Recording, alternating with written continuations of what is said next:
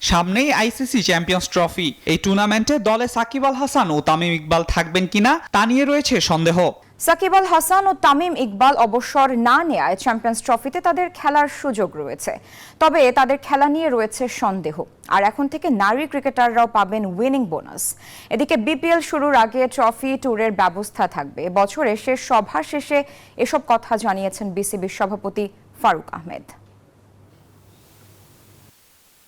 বিসিবির ১৬তম বোর্ড সভায় বিসিবি সভাপতি ফারুক আহমেদ সহ উপস্থিত ছিলেন বেশ কজন পরিচালক। তবে ৩ পরিচালক দেশের বাইরে থাকায় সবাই ভার্চুয়ালি যোগ দেন তারা।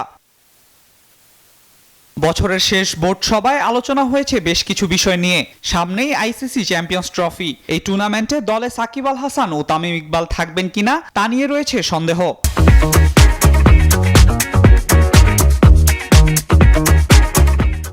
তবে বোর্ড সভাপতি জানান, সাকিব তামিম ক্রিকেট থেকে অবসর না নেওয়ায় চ্যাম্পিয়ন্স ট্রফিতে খেলার সুযোগ রয়েছে তাদের।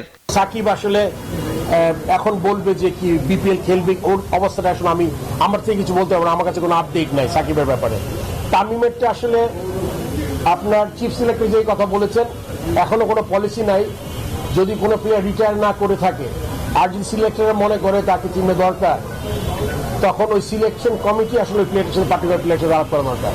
ভারতকে হারিয়ে টানা দ্বিতীয়বারের মতো অনূর্ধ্ব ১৯ এশিয়া কাপ জয়ী প্রত্যেক খেলোয়াড়দের ৩ লাখ টাকা করে পুরস্কার দেওয়ার কথাও জানান বিসিবি সভাপতি ফারুক আহমেদ। আন্ডার-19 প্রত্যেক প্লেয়ার অফিসিয়াল যারা আছে পুরো ফুল স্কোয়াডকে পার পারসন ৩ লাখ টাকা করে আমরা প্রাইজ মানি অ্যানাউন্স করেছি।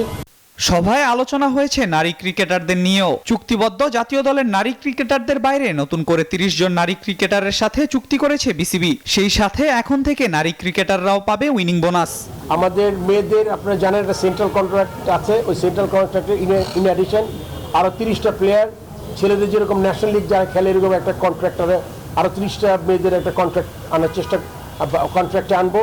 এছাড়াও ৩০ ডিসেম্বর শুরু হবে বিপিএল এর এবারের আসর। তার আগে ঢাকা, চট্টগ্রাম ও সিলেটে হবে বিপিএল এর ট্রফি ট্যুর, এমনটাই জানিয়েছে বিসিবি।